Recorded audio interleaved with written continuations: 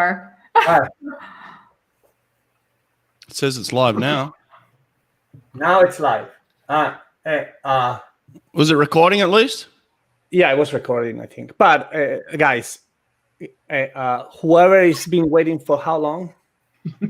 18 minutes. Now I have mental health issues. Now I am really embarrassed, and I feel like this, because I had a great introduction. I had everything. I introduced all the guests, and I was just talking like I like to talk about and hear myself, and I forgot to press the button, go live. Oh my God. I actually can't tell all the viewers how much I love that this happened, because in this moment right now is the perfect opportunity for us to just shift into wherever we want to be. One of the things that you all haven't heard yet, unless you hear the version that isn't live, is I said, I'm not afraid to make a mistake.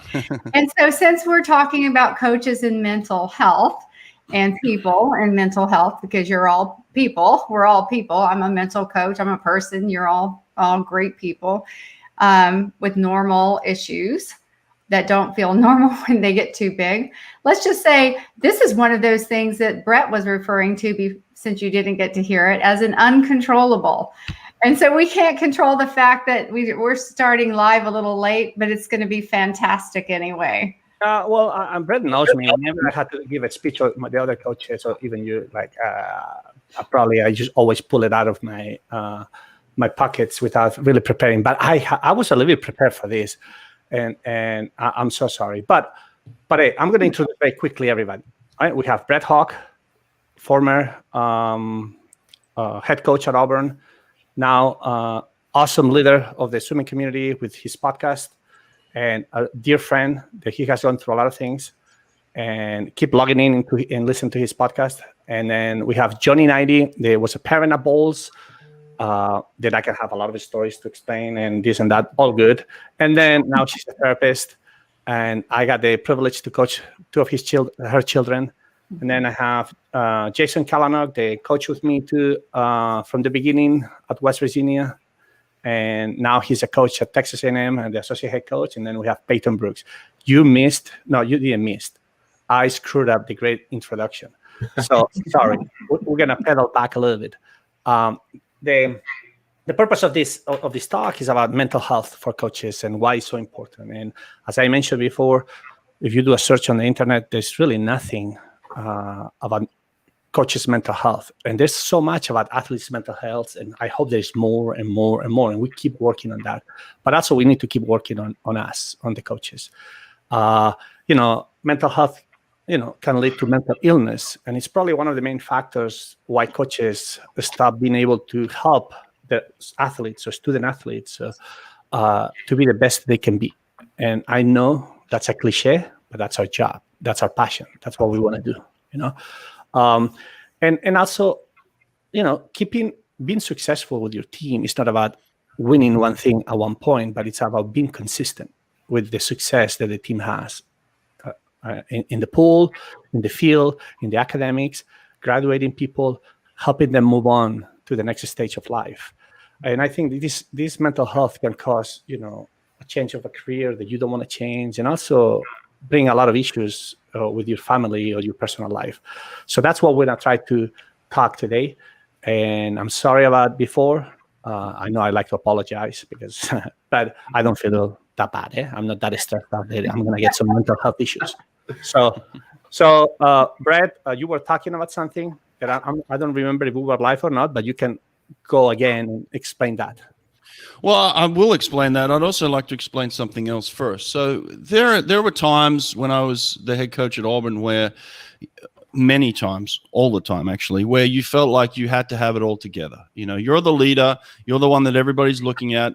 And whether you're the assistant coach or the head coach or whatever it is, in the coaching roles that we're in, we feel like we have to set an example, and we have everything figured out, You have to be on time. You have to say the right things always at the right time. You have to have the right mood. You have to be in tune with everybody else's moods.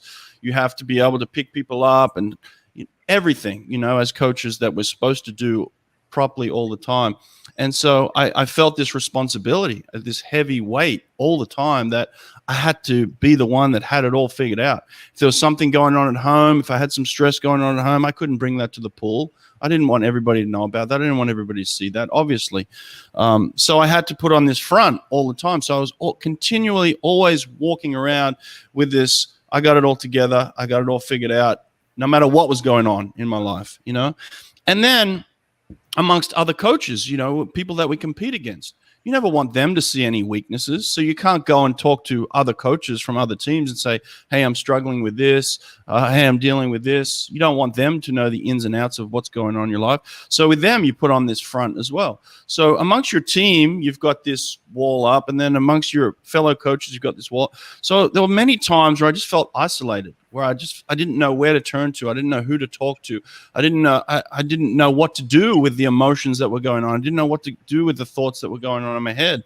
And I just felt alone a lot. And it wasn't until I brought someone on like you, Sergio, where I could actually go into your office, and we closed the door many times, and I could finally have somebody that I could talk to and somebody that could just let it out. And even though at the time you were supposedly working for me or underneath me, I always felt like an equal with you. I always felt like you had so much experience. I always felt like somebody that I could trust. And that was so important to me. And I think for so long in my coaching career, I had nobody like that. I had nobody I felt like I could turn to, nobody I could trust, nobody I could talk to about the issues that were going on in my life. And I think that's a real problem amongst the coaches and the coaching fraternity, you know? No, I think you're right, Brett. I think for me, you know, I came in very depressed in a way. You know, I wanted to get out of coaching just because, yeah, it became so transactional, you know, and everybody, all the kids and the parents, is about what can you do for me today and tomorrow? I don't know you. It's not like that, but it's like that, you know. And it's very hard when you have parents in your office telling you that you don't know what you're doing.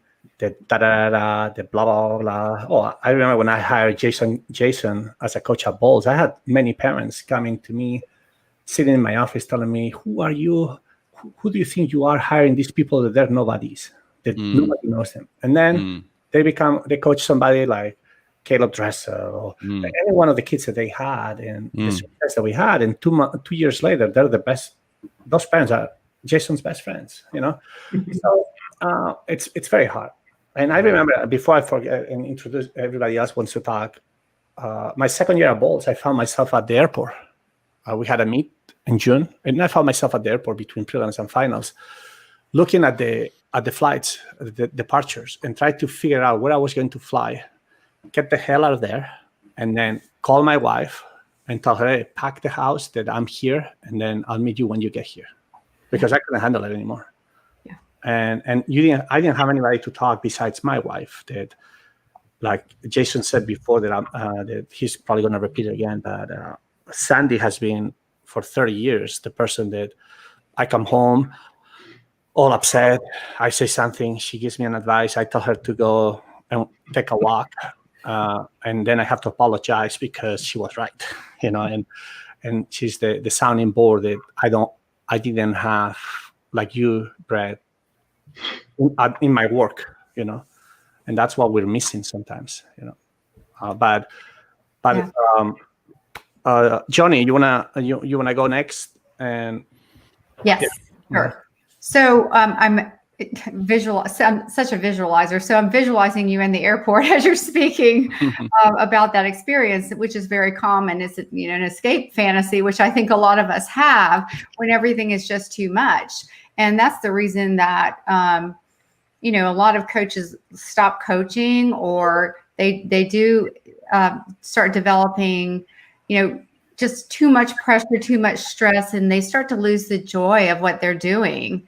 And the big why for why they were there in the first place, which we all know it's not winning. You know, winning, yes, it is important, and we love success, but we want overall, you want overall success. So I think because I have limited time today, the couple of points I want to make is what happened at that point for you, like anyone else and other coaches that I've worked with, is the awareness along the way wasn't there. Because athletes, coaches, especially coaches, and even parents are so time poor in sports.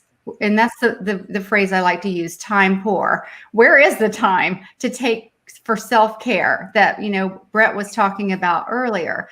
Well, there's this myth that it has to take a lot of time, that we need a lot of time to take care of ourselves. And the truth is I would advise coaches for their mental health to do something every day on the mental side, the same way I would have you advise your athletes to complete that triangle and say, hey, okay, we did our technical work today. We did our physical work. What have we done on the mental side? I feel like I'm preaching to the choir of the group here, of speakers. You all know that. But a lot of coaches, they know that, but they don't know what to do for themselves or, and again, talking about that trickle down effect. So that mental toughness, not meaning that you don't have feelings and that you don't ever have a bad day and that you don't handle a situation well, isn't being mentally tough. It is. It's showing that overall you have coping skills, you have tools to help you get through it. That's what I think is missing. Number one, the awareness. Hey, I'm starting to feel it. Okay. Not I'm at the airport ready to go. I'm starting to feel it. What is in my toolbox? What do I have? I'm just going to choose one of my go-tos to take care of myself for 5 minutes, 10 minutes, 30 minutes, whatever it is you have. You can fit that in that 5 minutes. But here's what I find. When I go all over the country, and even on Zoom, I'm speaking to teams and coaches from other coaches. I say, what's in your toolbox? If I ask you right now, give me the list that you have, the list of 5 things that you could go to right now if you needed to make a shift so that you're not, you don't react to a parent because you don't want to do that. It's taking all your energy. You just want to be able to get that information, process it, and come back when you're ready. What do you have in your toolbox that will help your physical health? What do you have in your toolbox that will help you get that sleep that you talked about, Brett? What do you have in your toolbox that will keep you from grabbing that food in the coach's room that isn't good for you, and all of that caffeine that's going to, cause the heart rate to go up anyway? And the answer is most commonly not very much. And so you're right. You're absolutely right, Sergio. I watched that first clip, when you were announcing the show, and when you Google help for coaches, it's not there. I've been working on something called the Mindful Mentor, because you all need those things. You need to have very simple things that help you make a shift. And the myth is, and the reason it doesn't happen is you need to go have an appointment with someone that lasts a long time, right? No, either on Zoom or whatever. Or you have to, it's going to take a long time for me to shift from this mood to another. The window of thinking and self-talk that occurs among anyone, coaches, athletes, that for suicidal thoughts, even can be this big. The shift, that window can be so small, and if they just went to something to include that shift in thinking, just imagine the difference. I'll tell you something, Johnny. I think more and more, like for example, right now I have I don't know if I mentioned this in the time that we were not live, so I'm gonna repeat it again. Here at Virginia Tech, I have my boss, Danny White. He's my AD in charge of swimming. And he asked me if the first day or at the beginning when I got here, what can I do to help you be better? And I said, well, I'm a very emotional person. I'm going to talk sometimes that I need to talk. I need to, in a closed room, just say what I feel the way I need to feel it. And you will understand that sometimes the way I speak, things come out, I think in my way, the right way, but in this culture, don't come out the right way. And he's been awesome. I'm going into my 3rd year, and he's my sounding board, and I'm very lucky.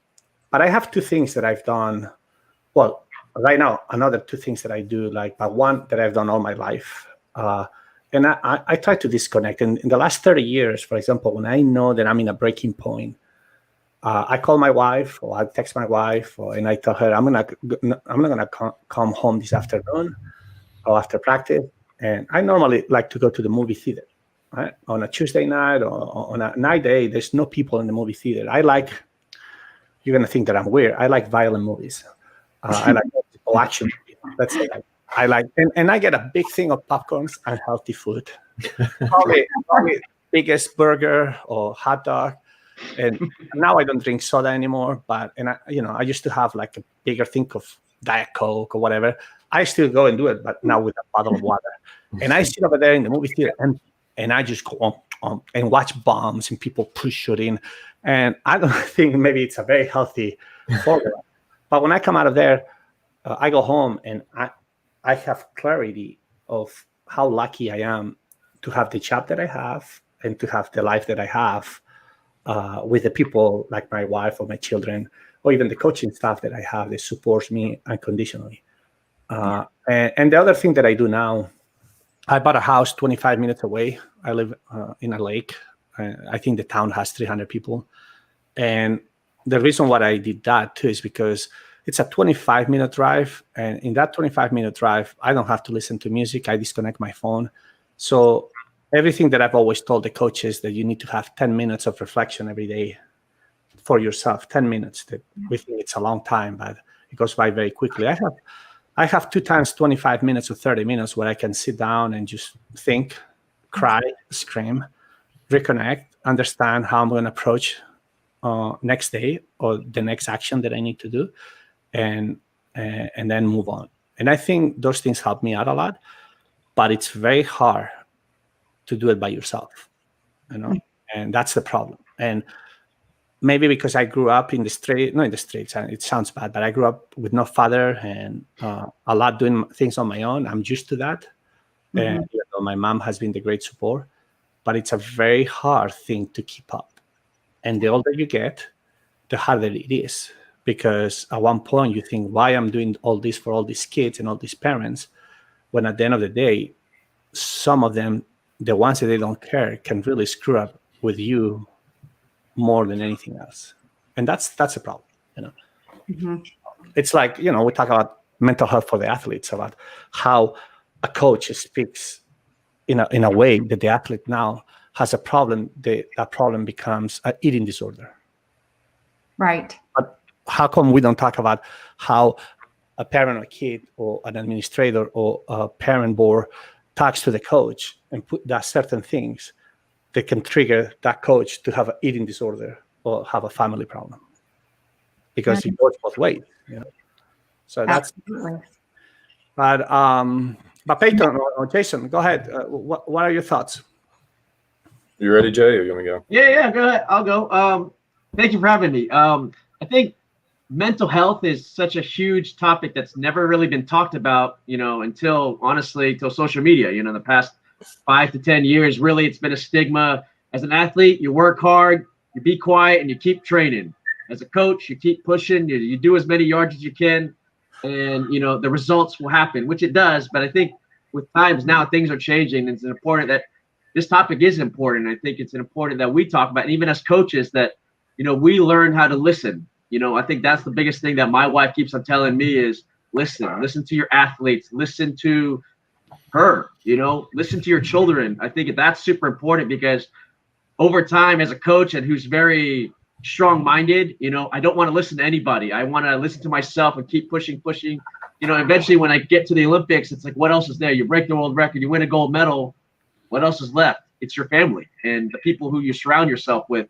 So for me, it took many, many years for me to even realize that. And I struggled with that as a coach, because I wanted to be the best. And I kept on pushing myself. I didn't take days off.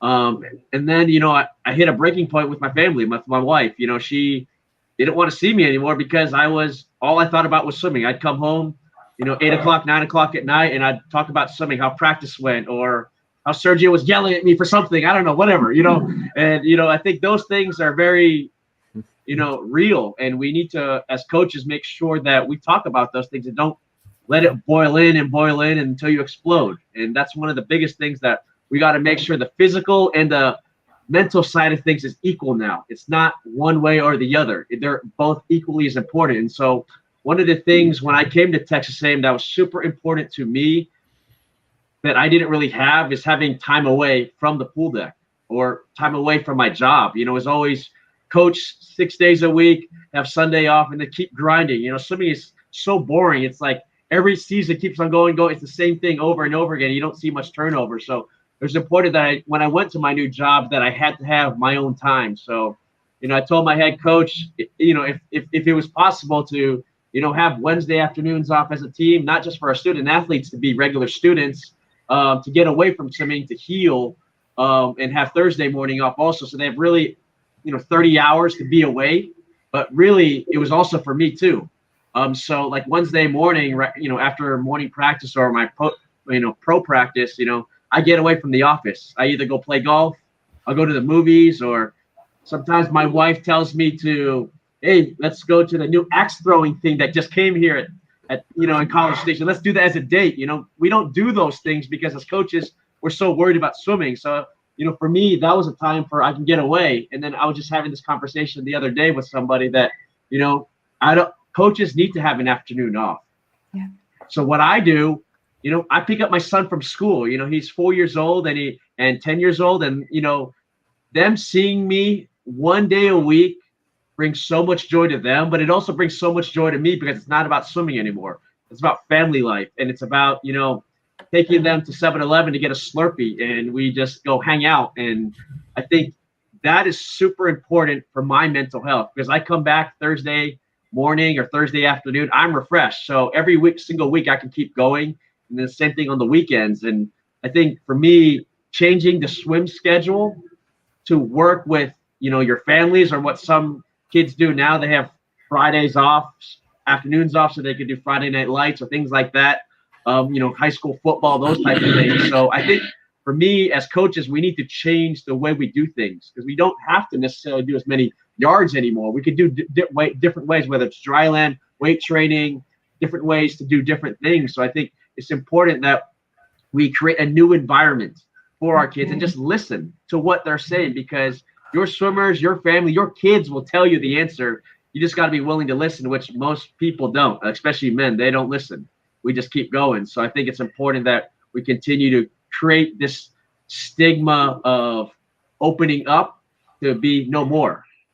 Go get yourself help. I think one thing my wife told me, you know, an hour ago is COVID has helped people break that stigma because they can go see counselors. They can go see all these other resources that you have around you, and you don't have to meet face to face. You know, everyone meets on Zoom now, and it's a lot easier to talk to somebody about things when you're just talking to a computer screen, just like social media. When you're typing, you're behind a screen. So I think that's one of the biggest things that I've taken in these past 5 months is people are able to open up more, and we want to continue to break that stigma. And so that's, for me, that's what I think that we should continue to do and continue to open ourselves up to the people. Because I think that's going to help not just you, but it's going to help your athletes also. One of the things that I'll just go in and insert myself into Jason. You know, if you remember when we were at Bulls, one of the things that we had is that I believe we had to do that I told you to do for you guys to do, but I never did it to myself because in 7.5 years I had 15 days of vacation combined.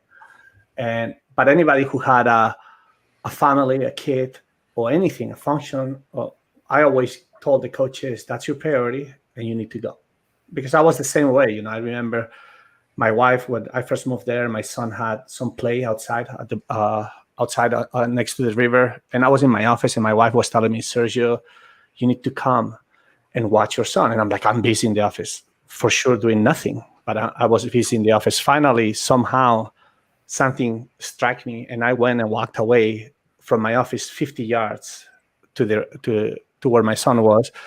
And it was such a great moment, an amazing moment. And I would have missed it with the excuse that I have to do work, you know? And you have a great point that we need to make sure that we make time for ourselves, you know, and for our families. Our families are great, but if you don't have a family, nowadays there are many coaches, male and female, that they don't want to have a family, that they don't want to have this. You have to have time for yourself. Go play golf, go do whatever it is and disconnect from swimming. That's a very great advice that you have, Jason. And I know as coaches, maybe COVID has helped now. We have, as head coaches and people in leadership positions, have preached that to our people that work with us, but we haven't done it ourselves. So, but hey, Peter, you have any comments? Yeah, I mean, I think what Jay was talking about there with people starting to open up. I mean, you see someone like Dak Prescott a few weeks ago talk about how he struggled this offseason with mental health, and a couple people came and blasted him on ESPN about it. And I think things like this, and you putting this on today, Sergio, is going to help people start to feel more comfortable about it. Something in this talk, somebody might say something that might help somebody down the road, or something clicks like, this is exactly what I'm dealing with right now. So I think the more things like this happen, we're going to continue, to spread the word that it's okay to break. It's okay to not be invincible. It's okay to feel certain ways about things.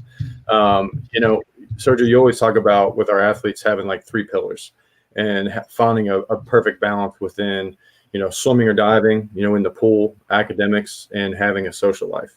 And once all those things are balanced is when, great things happen, whether it's in academics, whether it's in swimming, because if you're struggling outside of the pool, you're just going to come in and it's going to affect your practice. If you're struggling in the pool, it's going to affect your grades. It's going to affect your friends and your relationships. Once you find that balance, and for coaches, like for me, I've kind of sat back and looked. For me, it's my job. It's coaching. It's coming to the pool deck every day. It's my family, and then a social life. For right now with the social life with COVID and us, being so protective of, our bubble and trying not to, contract this virus and everything, it's so hard to have a normal social life. You can't go out and hang out with your friends. And, if I want to go to dinner with my wife downtown, I'm like, well, like, I don't know if I want to be in a restaurant now and be seen. And, if I have my mask off eating, someone like, there's that stigma of all that. And I think it makes it hard right now to have that balance of a social life. And, last Saturday we were doing 150s with our pro group, and my son had a T-ball game, and Sergio's like, you need to get out of here, go. Like, so he helps me with that balance all the time. So I think it's, something that I'm lucky to have Sergio and be able to work with him and things like that. And, something else he preaches to us is always focus on the positives of the negatives. And right now, like with kind of where we are going into our season, there's certain things that I'm coming home and having that sounding board with my wife, and it's just like negative. She's like, do you even like coaching? I was like, well, yeah, I'm just telling you the bad parts. Like all the good stuff I can handle. Like I just want you to hear the bad stuff and tell me it's okay, So I think having that, and I'm fortunate that, my wife understands me very, very well, and she can just like say 2 or 3 things. I'm like, yeah, it makes sense. I'm good. And, so I think she only hears the negative side, and then I forget to focus on the positive things that happen with our team and everything that's going. And so that's something I struggle with a lot is trying to stay positive and not focus so much on the negative things. And hey, Brett, I know one of the things you mentioned that you started the podcast because you needed also to be connected with people. Right. Because you were missing something about coaching, not the coaching side, or maybe just the relationship side. Or can you explain that and how the podcast is helping you, besides you helping so many people out there?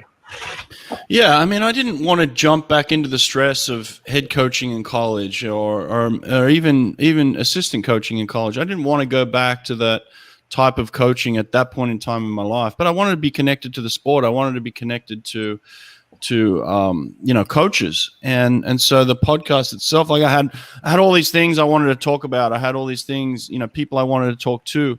So the podcast itself was about just connecting with people. And I was sitting at home, and it was actually right before the restrictions came in and COVID kind of shut us all down. It was actually right before that, so the timing of it was just perfect. But I work from home for a company that does swim clinics all around the country, but most of my work is at the computer. So for me, I had felt like almost a period of isolation anyway. So it was just to connect with people, just to talk with people. And it was also a way for me to kind of open up and express my own feelings. Whereas before, like I talked about, when I was the head coach, I felt like I was trapped inside my own body. Like I couldn't talk to people. I couldn't connect with people.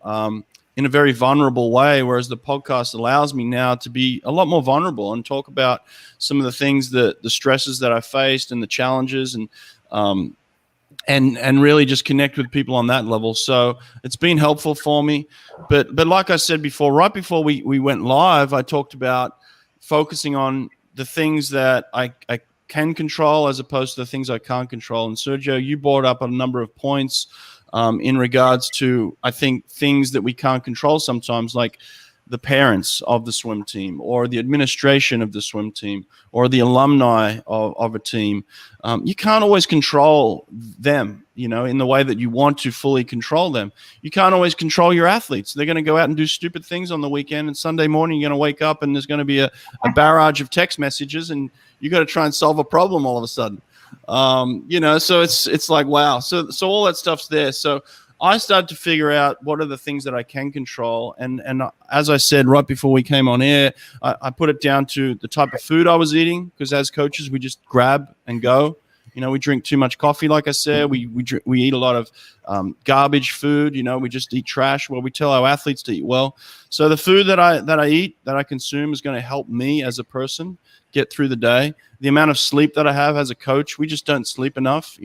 Jason comes home and he's wired from a great day of practice, and then he's got to talk to his kids and his wife, and then next minute he's up till 11 o'clock at night, and then he's got to wake up at 4:30 in the morning again and start all again. So we're just not sleeping enough, and then we just don't take care of our daily exercise. We put so much energy into everybody else being fit and healthy.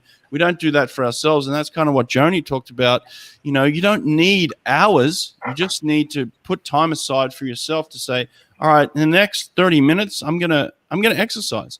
And you just do that once a day. And I found once you get a routine and a pattern going of your own, any type of depression that I was feeling, or any type of anxiety, or any type of stress I was feeling as the head coach was certainly a lot more manageable, because I was taking care of the food, the sleep, and the exercise. And when you do those three things, a lot of things change in your life. Thank you. That's really great. Can I speak to that? And yes. Okay. So, and also just going back to what everyone said, if you notice there's a word that really stands out and is very salient in all of our conversations, and that's the word focus. And what we find is we can't simplify mental health, but if we could, I've been asked that question, if you could simplify it and just talk about changing one thing, what would it be? It would be focus. And this is, I'll just share with you something I do for my own mental health every day, because I coach a lot of people on the mental side, the way you all coach, both actually, or all three, the technical, physical, and mental side, but it's very draining. It's very draining. And so that's what happens. We think we need all this time and we don't have it to take care of ourselves. So the first thing that I do is when I find myself focusing on something that I don't want, it's apparent, because I either feel it, and we all do. This is true for all of you coaches as well. You either feel it in your head, your chest, or your stomach. And the more aware you become of where you hold your stress, that would be just a key awareness for you, because you can say, oh, there it is, right? If basically the old rule, if you can point to it, you can change it. And so when I feel that uh-oh moment, I feel something. Usually for me, it's kind of it's here in the chest, the heart, because sort of like, I don't have panic attacks, but a lot of people do. They're very common and very uncomfortable. And so if you say, what am I focusing on right now? Well, normally it's something you don't want, to be honest. We could say negative. You could call it that, but let's get more specific and say, when you find yourself focusing on what you don't want, and that's very easy because a lot of it, like Brett said, and Sergio said, and everyone's coming from the outside, ask yourself the question, what do you want instead? What do you want instead? Very few times, do coaches stop and say, what do I want? Because you're hearing from the parents what they want. You're hearing from, so many others what they want. And, it's time, you've got to take some of that energy and make it about you. I spoke at a really big event not too long ago, and it was probably the biggest number of people I've ever had. It was almost 60,000. And somebody's, yeah, I know. See, right. You see all the expressions, right? But that's, if I had, I was very careful when I said yes. I've said yes because we want to do that, right? But I said, oh, the number one thing that came to my mind is I need to take care of myself. How am I going to frame this? What do I want instead? The first thing was, whoa, what if? What if I mess up? What if this goes wrong, right? We've got the what ifs. Y'all have a lot of them. I know it. So answer that question. But what do I want instead? What if I take the energy from 60,000 people? Imagine it coming, that I'm taking it from them. How dynamic will my performance be then? So I go from being kind of that fear response, or that almost, you can get so stressed out by something like that, right? I mean, that could have really flattened me out and stressed me out.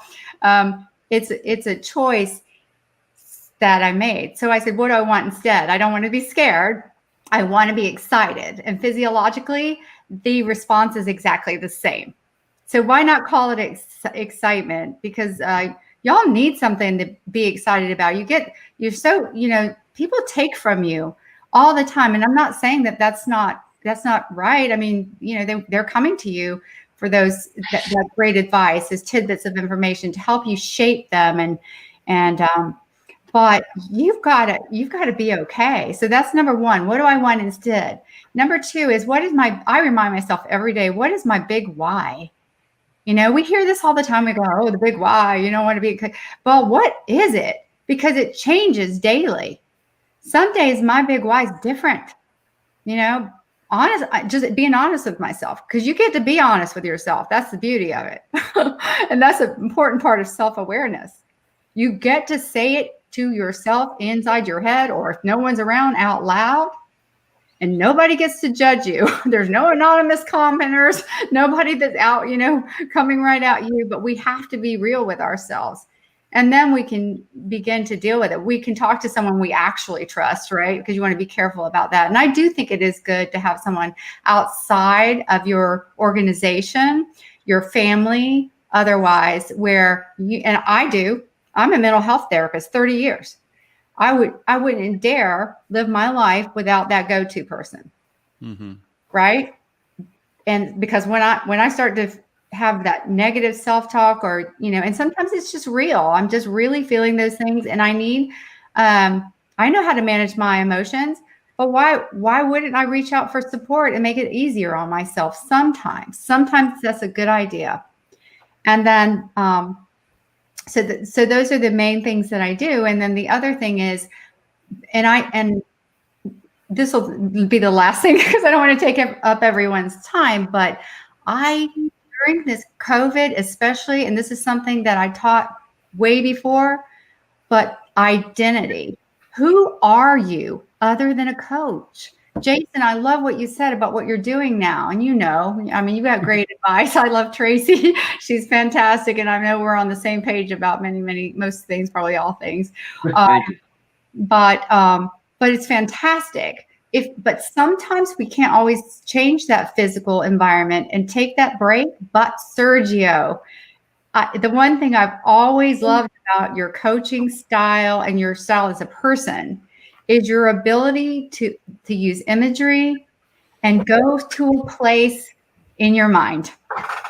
And so if you only have 5 minutes, if you have 30, that would be a fantastic, go somewhere, because the mind doesn't know the difference between what's real and what's perceived. The unconscious mind doesn't. So go on that little journey, that visualization.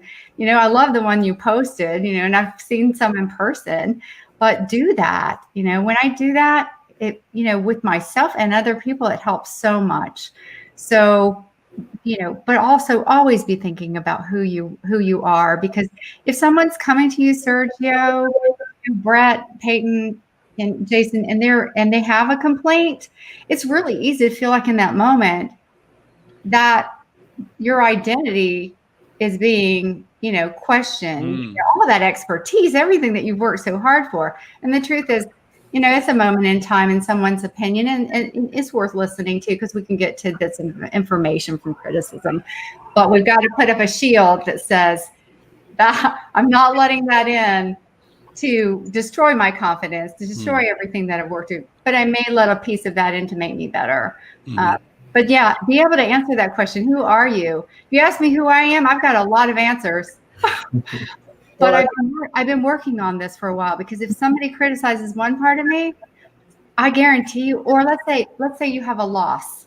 Okay, and it could be a loss in your life. It could be a loss in your, it's in swimming. I love the sport. That's why I love giving back to it. I don't want everything to be in one place, because if something goes wrong, I can't be okay. So focus is I would say, I love that I've heard that word, because you guys are right on target. Focus is the number one issue that leads to mental health distress and problems. I think, yeah, you have great points. And one of the things with coaches, and somebody posted a question about, don't you think that you guys have the same problems in every skill and responsible job?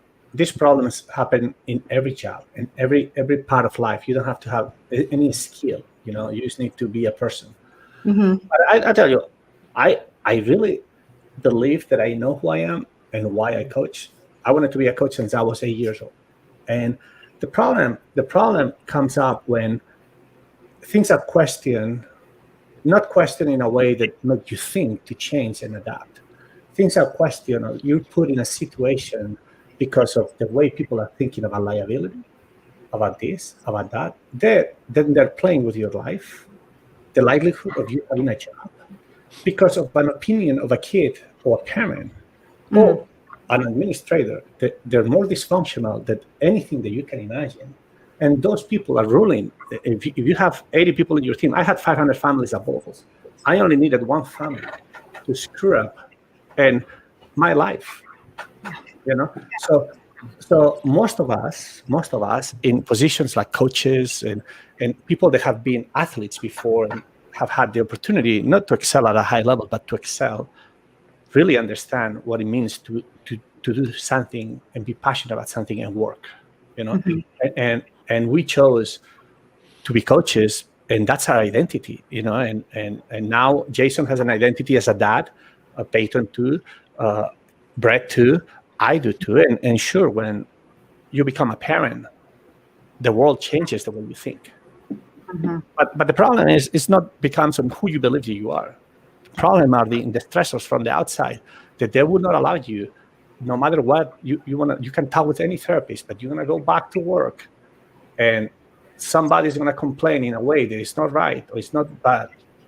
Student athletes or swimmers or parents have more power than what you want to express and the issues that you might have. And sometimes they don't want to see. How many times you've seen a person losing their job and 2 years later, the school or the club getting sued because they did it wrong, because they were following a parent or they were following a student athlete or a swimmer. And those are the things that we're talking about. Those are the things that are important, because as an athlete, when I was an athlete, one of the things, when I was a representative of the federation, the Spanish federation, one of the biggest things that I told them, said, the biggest thing that you could do as a federation is to set up a department to teach the swimmers how to become, to be fit in the real world. Because you go from being me, Sergio Lopez, the Olympic medalist, to now that you stop swimming, being a nobody. And that's a big problem. Makes sense? And then a lot of people have problems with identity. But I think a lot of us, we've grown through that, and with no help, because there was no help in the past. Now there's help. We've gone to a place that, as dysfunctional as we are, we're kind of stable, and we can keep moving forward. And we need help. But there's the other stressors that you cannot control, that doesn't matter what you try to do. Sometimes they keep coming and coming and coming and coming. Yeah. And I can complain as much, and maybe tomorrow I don't have a job. Like if I give my opinion about certain things in public, maybe I don't have a job tomorrow.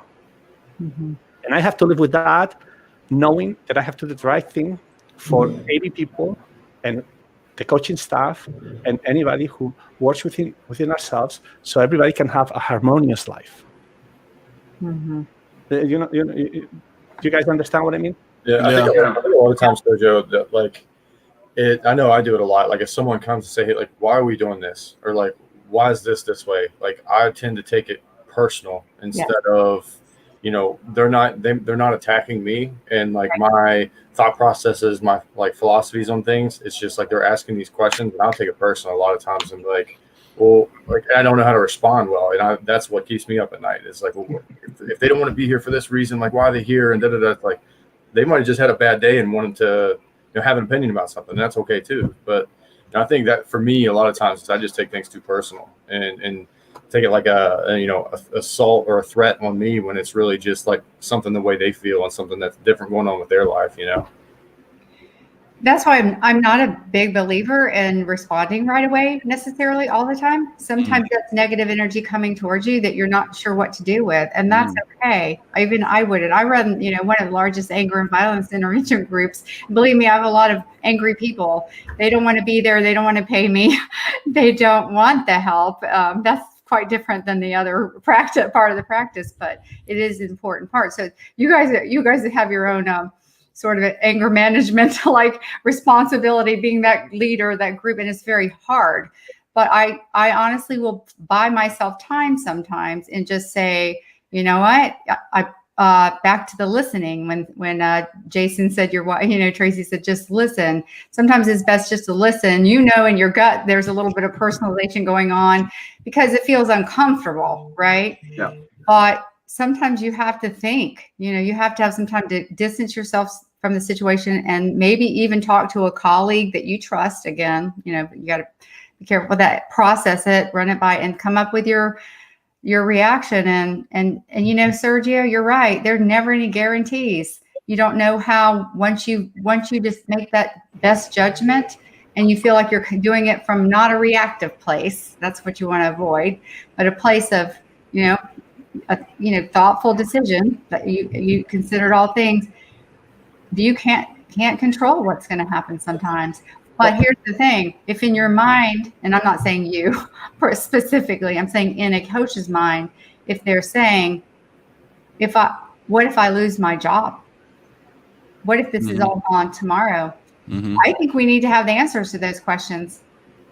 So we're not terrified about the questions, because that could happen to any of us. Or if anything, during COVID too, a lot of people did in fact lose their jobs, and they never answered that question, what if, before. And so they had to go through that, and they still are. Yeah. I had a situation, Sergio, let me tell you this, before I brought you on as the head coach at Auburn, when I was going through a period of feeling extremely overwhelmed, I didn't have anybody I could trust or turn to within my own circle at that time. And I think this is also something that needs to be addressed amongst head coaches of swim teams. I was the head coach of the men's team and the women's team. And I know that you're in a very similar position there, Sergio.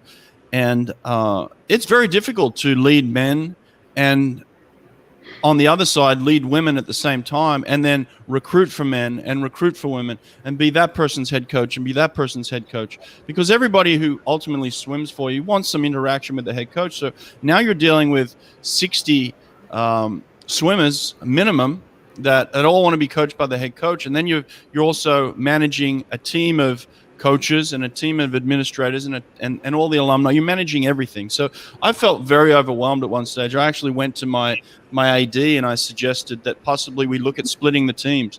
What about, when I first took over the team, I was coaching the men's team in 2009 when we won the NCAA title, when Richard Quick got sick, and Dorsey Teeny Walker was the head coach of the women. The women did very well that year and the men did very well. And then they came to me and said, no, we're going to keep the teams combined, so you've got to be the head coach of both. And like I said, there was a period of time where I was very overwhelmed. So I went back to him and I said, look, I'm overwhelmed. What about we look at splitting the men's and women's teams again? And his response to me was, you don't want to do the job? And I was like, no, that's not what I'm talking about. I'm stressed. I'm overwhelmed. I'm challenged, and his continued response to me was, you don't want the job? And I was like, oh, okay. So I didn't even feel safe in the environment of even bringing it up to him that it was very, very challenging to run both of these teams. So I had no one to turn to. And it wasn't until you came along, Sergio, where, like I said, I finally had somebody I could close the door and we could just talk. But I find that coaching, and I've talked to Greg Troy about this. He's told me the same thing, coaching the Florida team. It's very difficult to be the head coach of women and men at the same time and lead two groups of separate teams.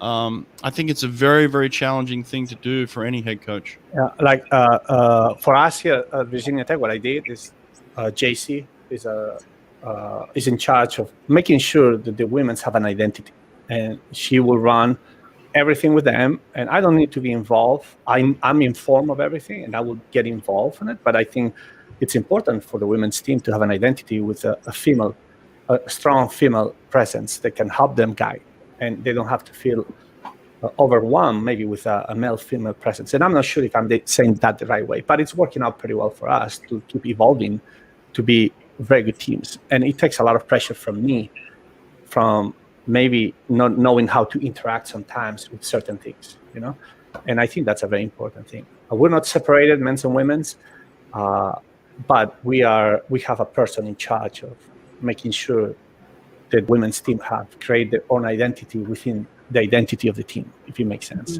And that's a very important thing. And Brett, many times you and me, and you told me and I told you, do not open your mouth now, let's walk away from it.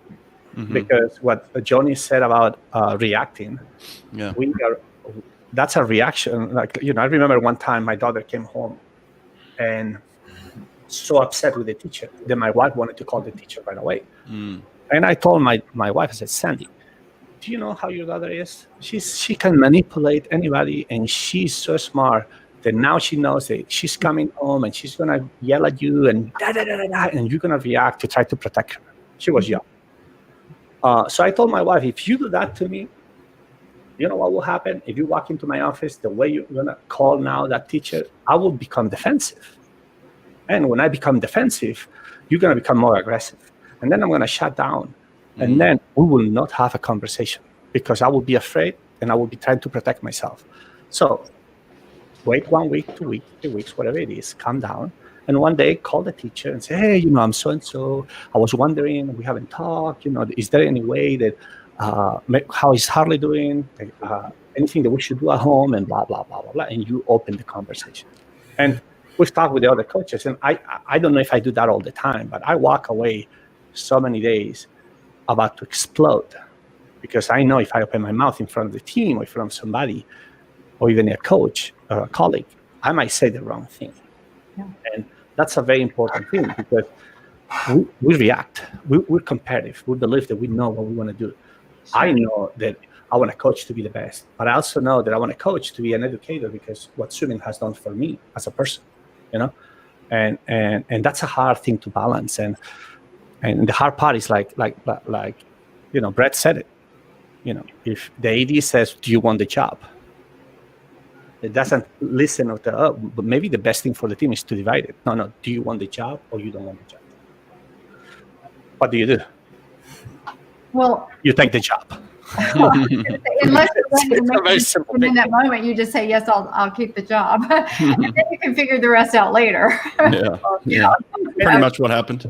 And every job in the world, and when you deal with people, when you deal with human beings, you're going to have conflicts. And you're going to have, sometimes I ask myself, would I be better with mental health if I have a job 9 to 4, clock in, clock out, I go home, I don't have to worry anymore after, and then I have the weekends for myself.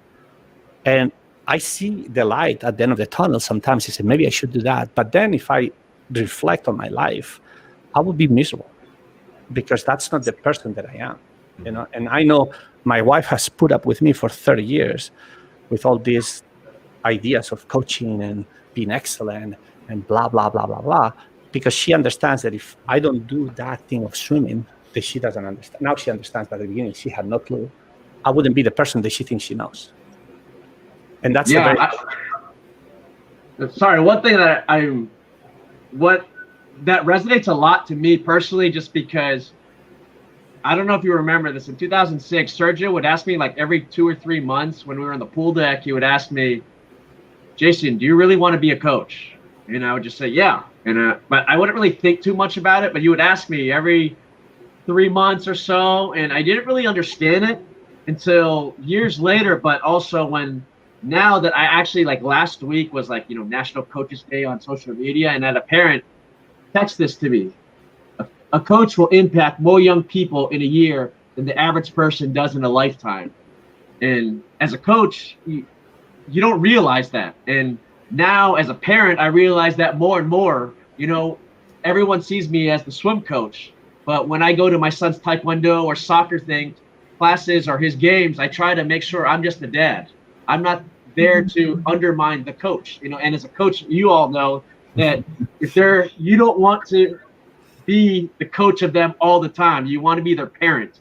And that's something that I've over time have learned how to stay back. And I've learned from Sergio a lot, from the way he's been able to let other coaches be his daughter's coach or his son's coach. But now that Kobe's in college, that you're his college coach too. But I think that's something that it's important that as a young coach, this is the biggest advice I give to you.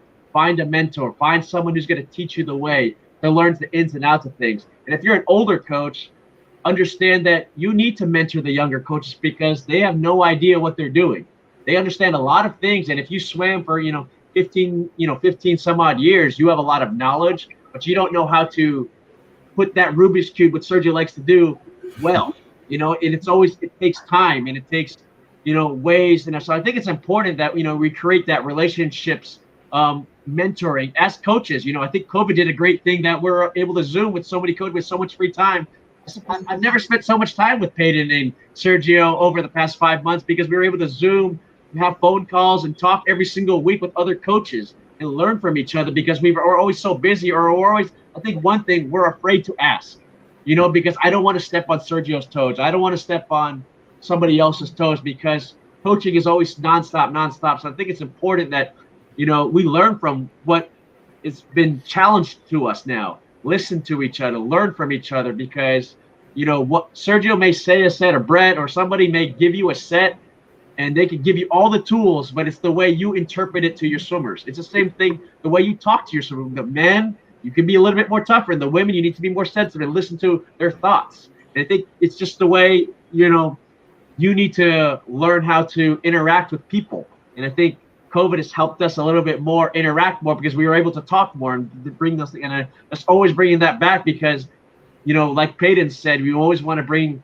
the positive and the negatives. And yeah, COVID has affected so many people, but it's also helped so many people. Also, it's continued to create these opportunities for people to reach out to each other and help each other, because it's not just going to make us better coaches, but we're going to have better swimmers, more mentally tough. And, we want to create an environment for the swimmers and athletes to learn from you 10 years down the line. I always tell people, it's like, I want my swimmers to be my friends 10 years down the line. That means we have created a great relation, a great bond that, we did something well. And that's what I want to continue to share with you guys also.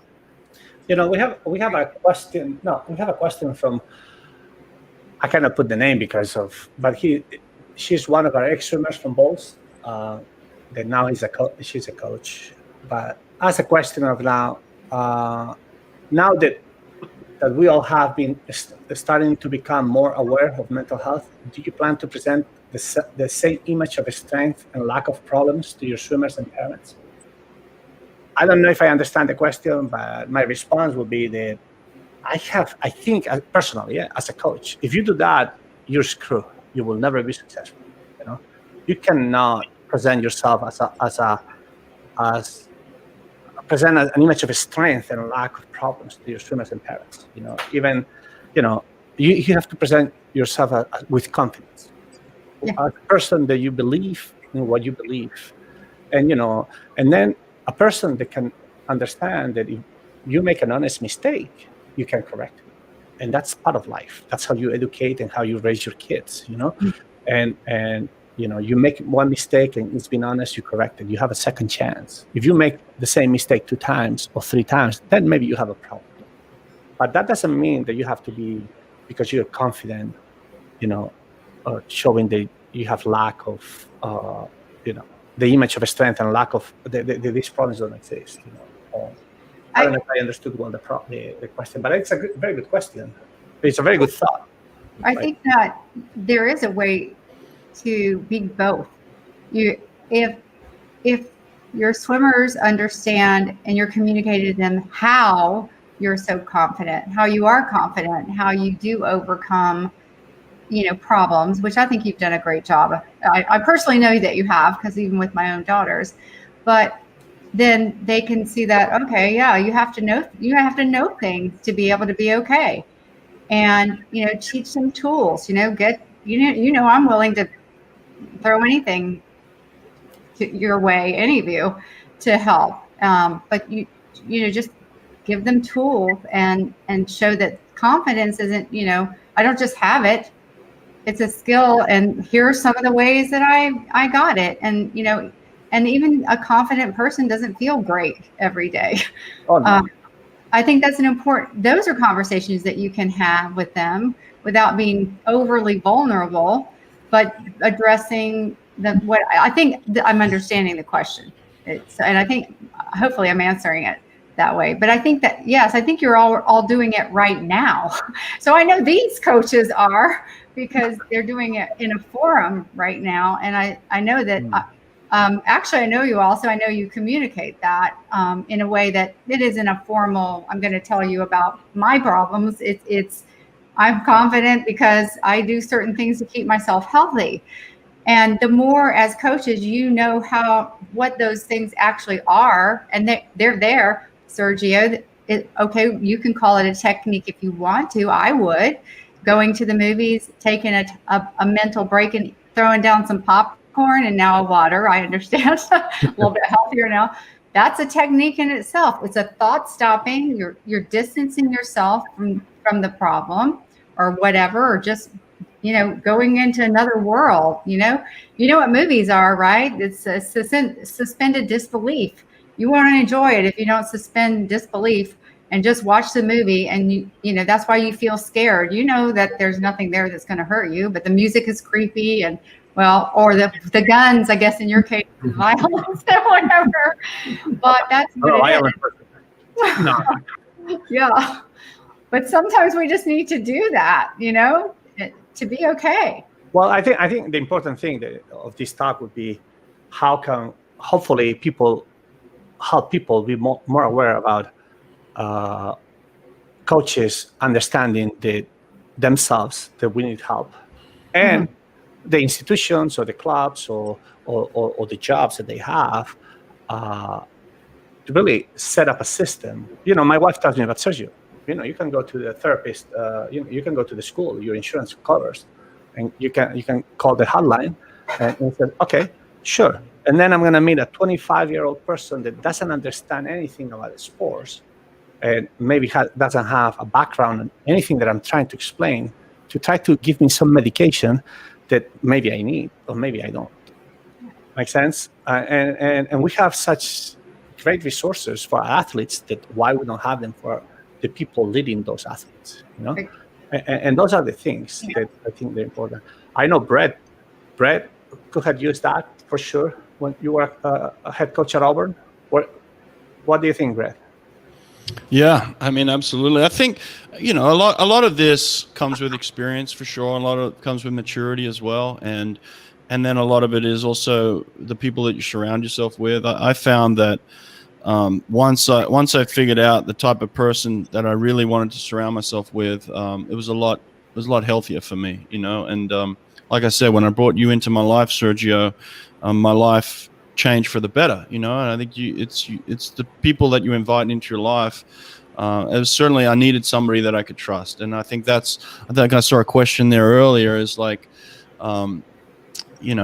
just bring in people, find people that you can trust. And it's not going to be a lot of people. It might be one, it might be two or three, but certainly, you certainly trust your spouse, but you don't want to be talking swimming all day long to your spouse, like Jason says, like they love you and they want to hear about it. They just don't want to hear about it all day. So you need somebody else that you can go to and just talk about this stuff. And that's what I found in Sergio. I found that in Jack Roach, a couple of people in my life that I brought in that I had, And your spouse might not wanna or doesn't understand that side, and it's overwhelming for her or for him. And and you need somebody outside of the house, to be able to enjoy what you need to enjoy with your spouse, because it's great that we have a sounding board.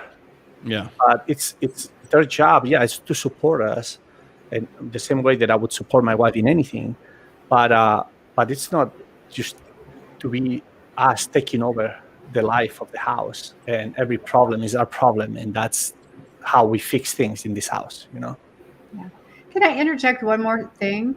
Yeah. Mm-hmm. So the most important thing is, as y'all are discussing finding that person, is it doesn't matter how long it takes or how many people you go through to find the right fit. We know in therapy or anything else that the relationship is the most important factor. I could have all the credentials, or any other therapist, but the most, and I tell my first time clients this all the time, the most important thing is this is the right fit for you. You won't hurt my feelings if you want to go somewhere else. As long as you promise to go somewhere, I'll make some suggestions, but keep trying, just like you would interview, for a job, somebody that you were going to hire for your group, your organization, or maybe even your household. You're going to make sure that that's the right fit for you. You guys are great at that. Use those great coaching skills and abilities that you have, and interview, not in a formal sense, but find that person that you're like, this is it. This is where I can go. This is where I feel good. This is somebody who listens and understands me. And they even offer something that's helping right away. I'll tell you this as well. When you don't have those things and stress is high and you're not exercising, you're not looking after your food or your sleep, when all that stuff is going on in your life, swim coaching sucks. It's probably like any other job out there. When you're not looking after yourself, your job sucks. But when you actually look after yourself and you have someone you can trust and you're eating well and you're putting in exercise every day, swim coaching is amazing. I mean, it's an incredible job. It's an incredible lifestyle. But it's just about finding the management and using it as a tool. Because there were days where I just didn't want to get out of bed. It was a drag. I had to kick myself out of bed. And then there are other days where things were being managed and being controlled, and I jumped out of bed. I loved it. So it wasn't swim coaching itself. It's just finding that management plan that's going to help you through it. And another thought, maybe thinking about this, is we became swim coaches after being athletes, where everything's, as I said before, me. And then you don't have a problem sometimes, even though you can go into a very dark place being an athlete. But you start losing ownership of who you are sometimes too, when you have to control so many things that you didn't realize that you had to control or to take care as a head coach, because as a head coach, you need to think about, in a club team, the parents, the mates, the volunteers, the referees, if you are connected with the school, like we were at Bulls, academics, the teachers, the dorms, blah, blah, blah. In a college scene, you have the student athletes, the recruiting, the parents, the administrators, the compliance, and all those things that they're part of our job. And somebody's going to say, well, you get paid very well to do that. Some of us do, some of them don't. And those are so hard because there's no training. How many people have gone to school? And I study kinesiology, or I study the different, physiology and all that. But how many have taught me or give me classes about psychology or management and how to understand how I'm going to have to deal with all this when I become a head coach? Is there any one of us has had any training like that? No. We just got there, became head coaches or assistant coaches, like I've done with both of them, Peyton and Jason, throw them in an office or not, and tell them, go ahead, go survive. You know what I mean? So that could be another problem too, another way of helping us to become better in the future generations, of trying to understand, not just like a training that you can watch a video while you are doing dishes, because you don't need to pay attention, and then take an exam, where you can have a multiple choice that you can keep clicking to get the right answer. That's not training whatsoever. That's just justifying I did something for somebody and I don't want to get sued by somebody else. But really doing a good teaching to the coaches to be able to manage that. I don't know if that makes sense, but that could be a pretty good thing. Yeah, one of the things that, Sergio always would tell his servers, and I tell mine now, is, you want to take ownership of your swimming. You don't want to swim for mommy and daddy. You don't want to swim for the scholarship. You want to swim for yourselves. And it's the same way as a coach. How are you going to take ownership of your coaching, but also for yourself? I think that's super important. When you're setting goals for yourself, if you just say them in your head, they get lost. I want to be fit. I want to eat well. I want to do this. And then, 2 or 3 weeks later, once it gets hard, you get rid of the thing. I think it's important that, what I tell my athletes and what I tell myself now is to write things down. The second that you write it down, you put it on a piece of paper, it becomes real. It becomes you understand, you're really taking ownership of that. And I think coaches need to do that more often when they want to set goals for themselves, not just building a club. You want to be the best, you want to win a national championship, whatever it may be, but eating healthy, exercising, things like that. Have intentions to do it, things like that. And super important, because once it becomes real, you can really take ownership and you can look at yourself in the mirror. I wrote this down. I need to do this, or I need to spend 10 minutes by myself in the car talking to thinking about my intentions for the day, or talking to my wife, or things like that. And that's something that I continually need to work on, because I just get so lost in the day. Everything's moving so fast. But that's one suggestion that I would have to coaches, to continue to, when you set goals, write them down, have intentions, keep someone else accountable, whether it's another coach, your wife, a teammate, or somebody to help keep everything accountable for you. So, because it's very, very hard when it's just you. The better people do is when they surround themselves with people who's there for their interest, who's there for them selflessly, in selfless service. So those are simple suggestions that I would have to, get away from just doing everything by yourself. I love that. Because it's you telling you when you've written it down and you read it back. It's not somebody else. It's not something you got off YouTube or anywhere else. You wrote it down with your intentions. And so that speaks volumes, to be that highly suggestible. And I always say, do something on the mental side for yourself, whether you think you need it or not. Or I always just shorten it, say, do it whether you need it or not, because you need it. We all need it. We all do. So, Peyton, do you have anything else you want to share, or Brett? Any thoughts out there that we can share? You go ahead. No, you go. I mean, I think now, like we said at the beginning, it's more just people need to be comfortable talking about this stuff. It's not necessarily a weakness when you're struggling with something, because it doesn't always have to come from the pool deck. It does, it could be personal, it could be with your family, it could be financial, whatever.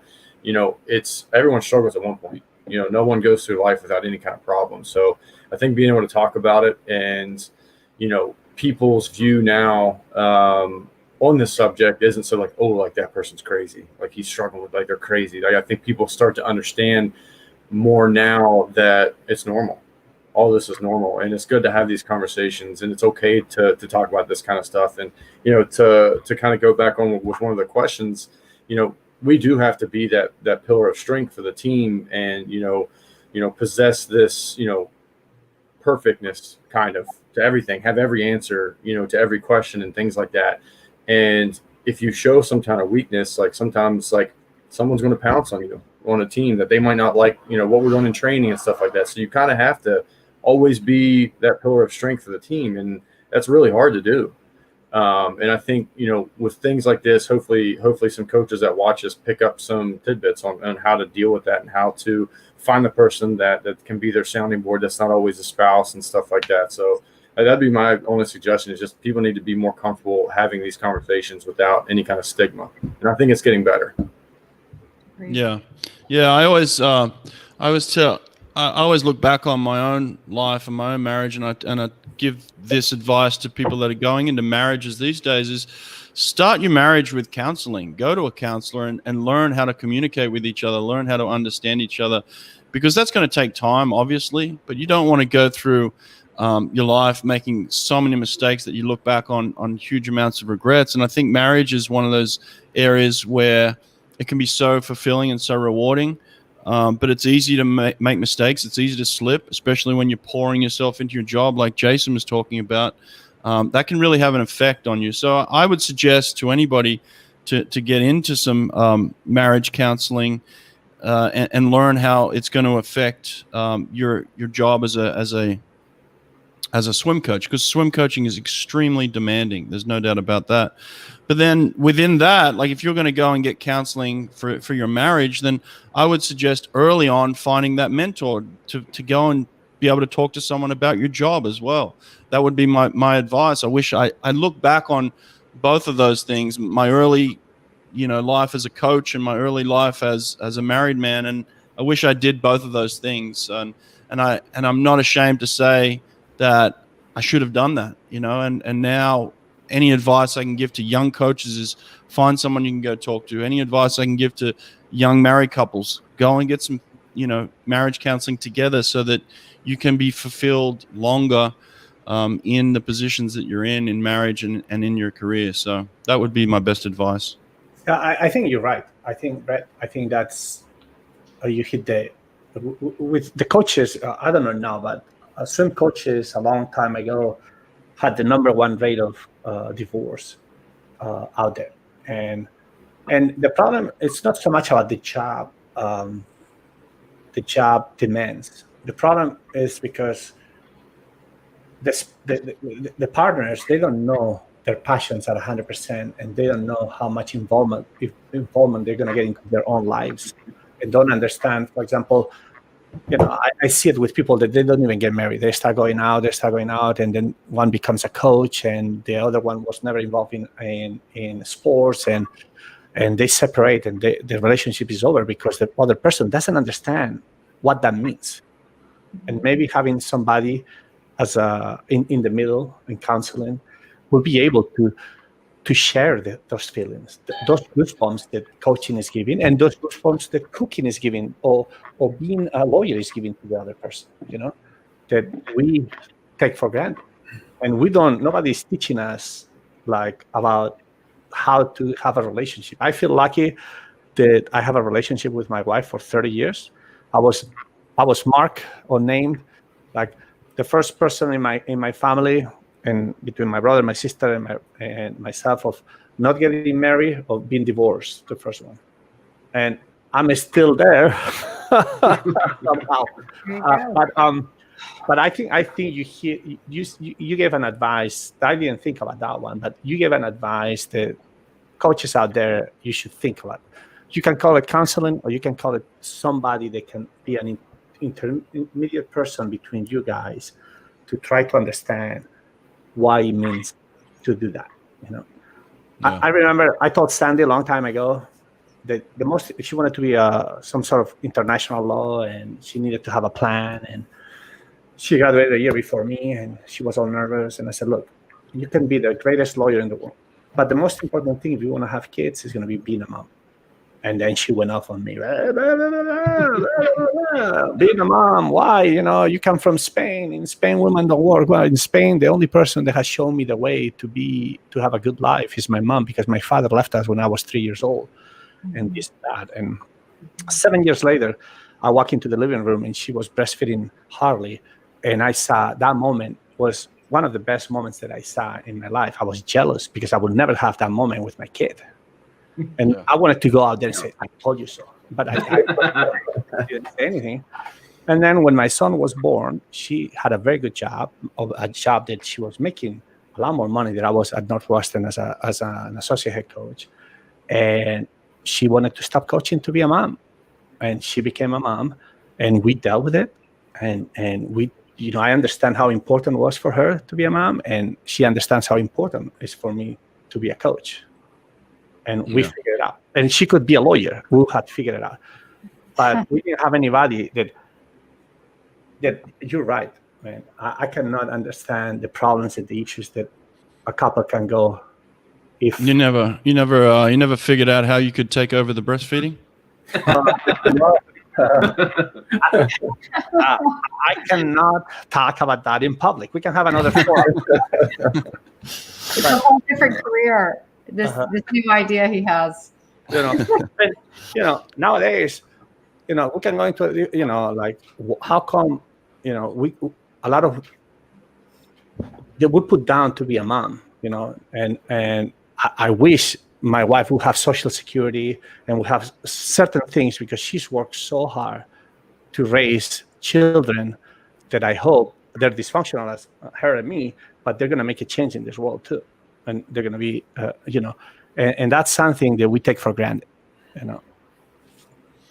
Well, thanks for having us today, Serge. Appreciate it. Yeah, I think we've been chatting for a while. I think, I don't know if you guys want to say a couple of things that are important besides Brad, you said that about counseling on this, but if you have some points that you think, hey, how can we focus on mental health bullet points, pim, maybe 2 or 3 each one of you. What would you say, Johnny?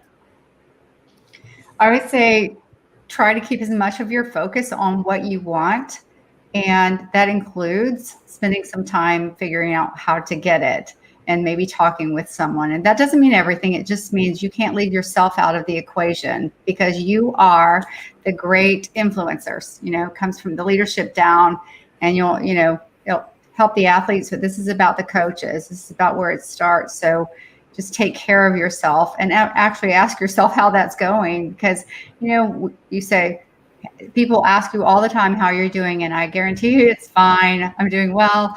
Something along those lines, whatever your go-to line is. But the truth is, you need to ask yourself, how am I doing every day? And do something for yourself on the mental health side. That's something very simple. There's so much out there. We know how to find it. But if you need something bigger, don't feel at all like there's something wrong with you that most likely isn't a problem for someone else. We're all in this together. Awesome. Thanks. What about you, Jay? Yeah, I really have 3 things: communicate, listen, and the biggest thing is you're not alone. You listen to those 3 things, you'll be just fine. And remember that we're all here to love each other, and that's the most important thing. Love others and love yourself. Awesome, Jay. What about you, Peyton? I think, as we kind of touched on earlier, is just finding that balance. Trying to find and keep things on the pool and keep things at home, and finding that balance between the 3 pillars that we talked about earlier. I think that's the most important thing. I know that's helped me personally the most, is trying to circumnavigate some of that stuff in those areas, and being able to pull yourself outside of your job and be with your family when you're with your family, and just be in the moment, and try to find a balance between those 3 things that we talked about earlier would be the most important thing, that I can think of to share with everybody. Awesome. Well, just want to thank you. I think I feel very lucky to have all of you in my life, and I know, I've gone from this many times, and you've been there to help me to this one.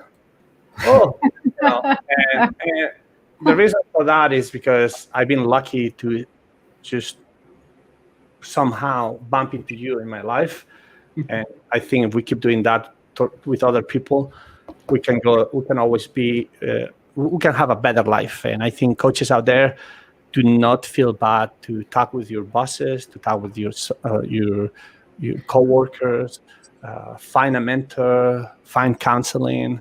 Nothing is off the table, and just take care of yourself. Exercise. Don't wait until, like me, 52 years old, that I took a stand that it's okay to be fat or overweight, and now I have some interesting issues that I have to take care.